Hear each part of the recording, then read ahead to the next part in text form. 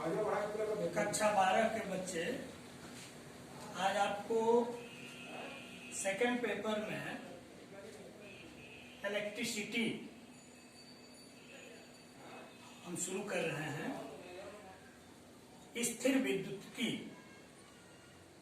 भौतिक विज्ञान की वह शाखा जिसके अंतर्गत हम स्थिर आवेश का अध्ययन करते हैं, उसको हम इलेक्ट्रोस्टैटिक्स कहते हैं। इलेक्ट्रोस्टैटिक्स किसको कहते हैं? भौतिक विज्ञान की वह शाखा जिसके अंतर्गत हम स्थिर आवेश का अध्ययन करते हैं, उसको हम स्थिर विद्युत्की कहते हैं। 4 चैप्टर शुरू के जिसके बारे में हम लोगों को पढ़ना है, उसमें स्थिर आवेश के कारनामे हम लोगों को पढ़ना है। उनसे संबंधित घटना के बारे में हम लोगों को पढ़ना है। इन 4 चैप्टरों के अंतर्गत आवेश स्थिर रहेगा। जैसे पहला चैप्टर आपका है वैद्युत क्षेत्र तथा कूलाम का नियम, electric field and coulombs law. दूसरा चैप्टर आपको पढ़ना है विद्युत फ्लक्स तथा गॉस का प्रमेय, electric flux and Gauss theorem. तीसरा चैप्टर पढ़ना है विद्युत विभव, इलेक्ट्रिक पोटेंशियल। और चौथा चैप्टर है संधारित्र, कैपेसिटर। ये 4 चैप्टर इलेक्ट्रिसिटी के प्रारंभ वाले जो हैं, इसमें स्थिर आवेश से संबंधित घटना के बारे में हम लोग पढ़ेंगे। आइए हम चर्चा करते हैं आवेश, चार्ज। आवेश किसको कहते हैं? आवेश किसी वस्तु का वह भौतिक गुण है जिससे वह विद्युत क्षेत्र तथा चुंबकीय क्षेत्र उत्पन्न करता है और उसके प्रभाव का अनुभव करता है। हमने क्या बताया? आवेश किसी वस्तु का वह गुण धर्म है जिससे वह वैद्युत क्षेत्र तथा चुंबकीय क्षेत्र उत्पन्न करता है और उसके प्रभाव का अनुभव करता है। इसके बाद आवेश की संकल्पना, आवेश की संकल्पना, आवेश की संकल्पना। इलेक्ट्रॉन के आधार पर आवेश की संकल्पना की गई है। जहां इलेक्ट्रॉन की अधिकता होती है वह ऋणावेशित होता है, और जहां इलेक्ट्रॉन की कमी होती है या हानि होती है वह धनावेशित होता है। हमने क्या बताया आवेश की संकल्पना में? कि आवेश की संकल्पना इलेक्ट्रॉन के आधार पर की गई है। जहां इलेक्ट्रॉन की अधिकता होती है वह ऋणावेशित होता है, जहां इलेक्ट्रॉन की कमी होती है या इलेक्ट्रॉन की हानि होती है वह धनावेशित होता है।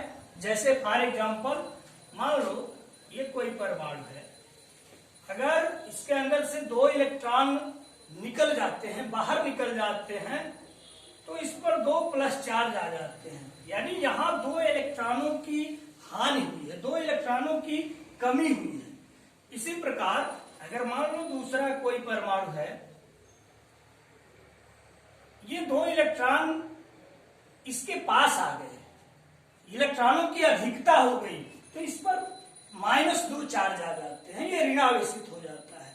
या इसको आप ऐसे भी समझ सकते हो, जैसे मान लो ये सोडियम है, इसमें इलेक्ट्रॉन की संख्या 11 होती है, प्रोटॉन की संख्या भी 11 होती है, इसका इलेक्ट्रॉनिक विन्यास 2, 8, 1। अष्टक पूरा करने के लिए ये 1 इलेक्ट्रॉन त्याग देता है तो इसका अष्टक पूरा हो जाता है। अगर मान लो ये ऐसे हो जाए,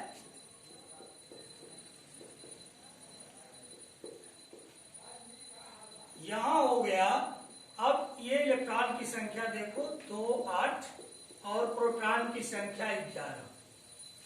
पहले देखो इलेक्ट्रॉन की संख्या 11 थी, प्रोटॉन की संख्या भी 11 थी। अब क्या हो गया, इलेक्ट्रॉन की संख्या 10 हो गई और प्रोटॉन की संख्या 11 है। यानी इलेक्ट्रॉन की संख्या में क्या हुई है, कमी हुई है, हानि हुई है। तो जब इलेक्ट्रॉन की संख्या में हानि होती है तो धनावेशित हो जाता है। यही चीज यहाँ बताए हैं कि जब इलेक्ट्रॉन की संख्या में हानि होती है तो धनावेशित हो जाता है। आप यहाँ देख रहे हैं कि इलेक्ट्रॉन की संख्या में हानि हो रही है, अर्थात यह धनावेशित हुआ। दूसरा एग्जाम्पल आप ले सकते हो, जैसे Cl है, इलेक्ट्रॉन 17 तो 8 7, प्रोटॉन भी हो गया 17। अब ये एक इलेक्ट्रॉन ग्रहण करके अपने अष्टक को पूरा करता है। एक इलेक्ट्रॉन मान लो ये ग्रहण कर लिया, तो ये हो गया 18 तो 8 8 और प्रोटॉन हो गया 17।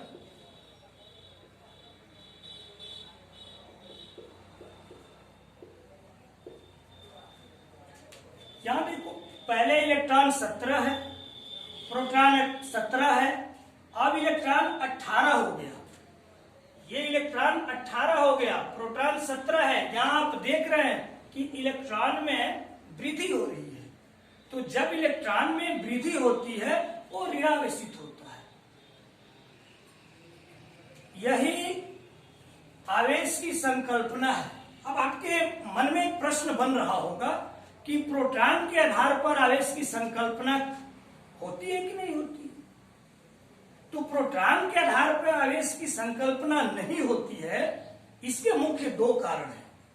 पहला कारण क्या है कि प्रोटॉन का जो मास होता है वो इलेक्ट्रॉन के मास का लगभग इतना गुना होता है, 1837 गुना।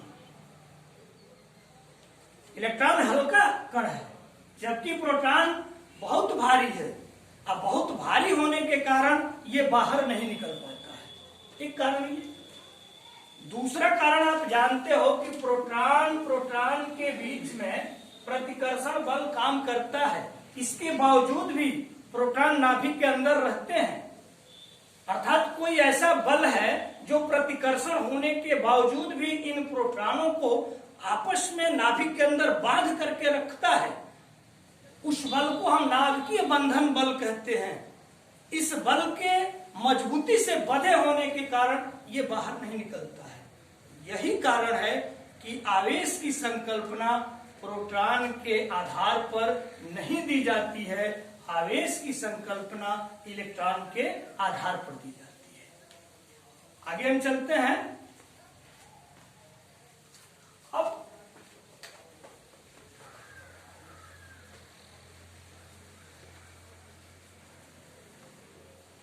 आवेश का प्रकार, आवेश का प्रकार, आवेश दो प्रकार का होता है, धनावेशित आवेश और दूसरा ऋणावेशित आवेश। उसके बाद आवेश का फार्मूला, आवेश का सूत्र,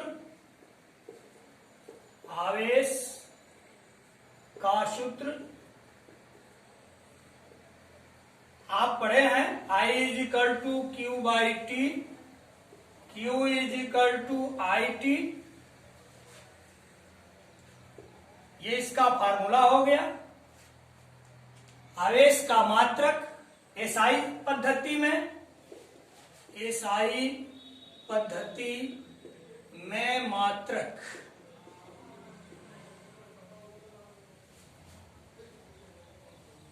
Q is equal to I t, Q का मात्रक, I का मात्रक एम्पियर, T का मात्रक सेकंड, एम्पियर सेकंड, इसको हम कूलाम कहते हैं। तो आवेश का एसआई मात्रक कूलाम होता है। सीजीएस पद्धति में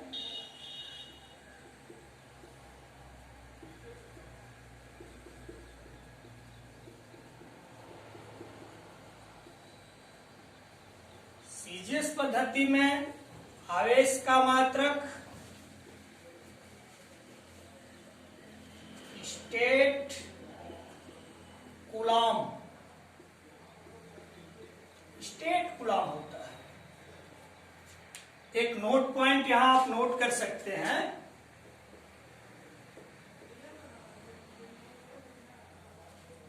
1 coulomb is equal to 3 into 10 to the power 9 state coulomb.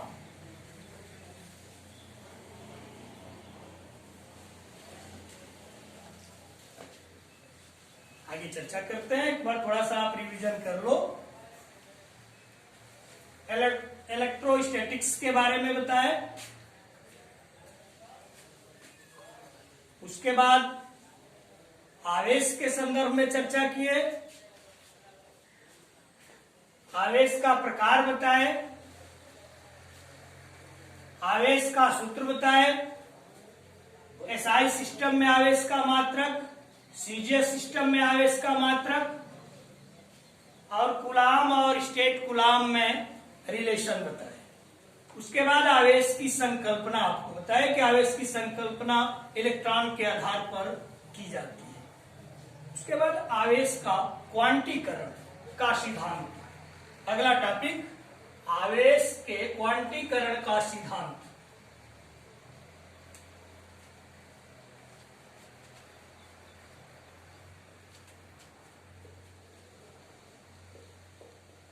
आवेश के क्वांटीकरण का सिद्धांत।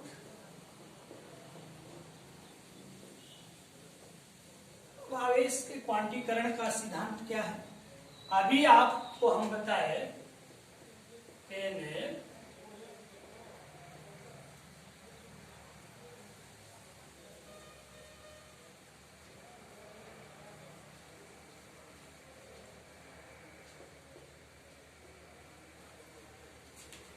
कि जब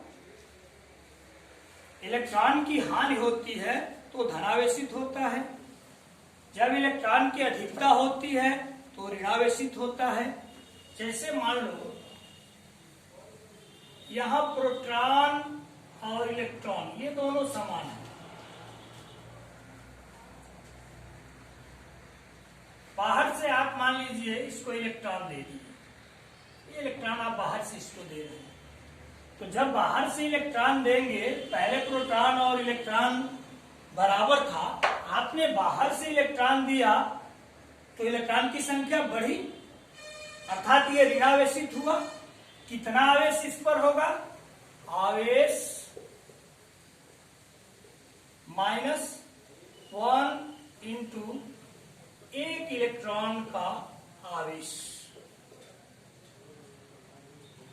मान लीजिए आपने 2 इलेक्ट्रॉन इसको दे दिया तो कितना आवेश हो जाएगा? यही हो जाएगा 2 इंटू एक इलेक्ट्रॉन का आवेश।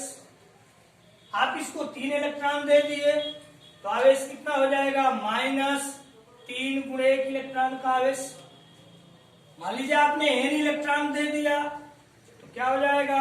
आवेश is equal to -n into एक इलेक्ट्रॉन का आवेश।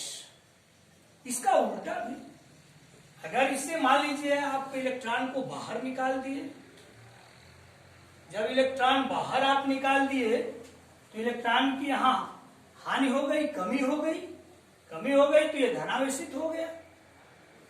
एक इलेक्ट्रॉन आपने बाहर निकाला तो उस पर आवेश कितना हो जाएगा? आवेश हो जाएगा +1 इंटू एक इलेक्ट्रॉन का आवेश। आप अगर 2 इलेक्ट्रॉन बाहर निकाल दिए तो यहां हो जाएगा 2 इंटू 1 इलेक्ट्रॉन का आवेश। अगर मान लीजिए आपने 3 इलेक्ट्रॉन बाहर निकाल दिया तो फिर आवेश हो जाएगा +3 इंटू 1 इलेक्ट्रॉन का आवेश। इस प्रकार अगर मान लीजिए n इलेक्ट्रॉन आप बाहर निकाल दिए तो आवेश कितना हो जाएगा? +n इंटू एक इलेक्ट्रॉन का आवेश। अब देखिए जब इलेक्ट्रॉन आप दे रहे हैं,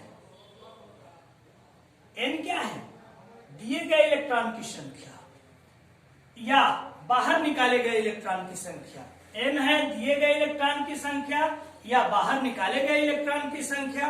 दोनों को आप कंबाइन करके लिख सकते हैं आवेश is equal two plus minus स्थानांतरित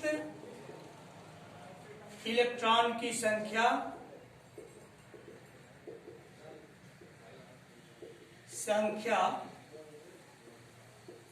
गुणे एक इलेक्ट्रॉन का आवेश, या इसको आप लिख सकते हो Q is equal two plus minus स्थानांतरित इलेक्ट्रॉन की संख्या n और एक इलेक्ट्रॉन का आवेश E। Q is equal two plus minus NE, यानी किसी वस्तु पर आवेश इलेक्ट्रॉन का पूर्ण गुणज होता है, जहां n क्या है? n is equal to 1 2 3 4 dot dot infinity. पूर्ण गुणज का मतलब क्या? यानी किसी वस्तु को हम एक इलेक्ट्रॉन दे सकते हैं या एक इलेक्ट्रॉन बाहर निकाल सकते हैं, या उसको 2 इलेक्ट्रॉन दे सकते हैं या 2 इलेक्ट्रॉन बाहर निकाल सकते हैं। ऐसा नहीं होगा कि आप किसी को 1.25 इलेक्ट्रॉन देंगे किसी वस्तु को और कहीं से 3.5 इलेक्ट्रॉन निकालेंगे, ऐसा संभव नहीं है। सतत नहीं होता है। सतत का मतलब कि 1.1 1.2 1.3 ऐसे 1.4 ऐसे किसी को इलेक्ट्रॉन दे नहीं सकते हैं और इस क्रम में इलेक्ट्रॉन निकाल नहीं सकते हैं। अर्थात पूर्ण गुणज होता है और किसी भी वस्तु को कम से कम एक इलेक्ट्रॉन आप दे सकते हैं या कम से कम उसे एक इलेक्ट्रॉन निकाल सकते हैं, और इसी को हम आवेश का क्वांटीकरण का सिद्धांत कहते हैं।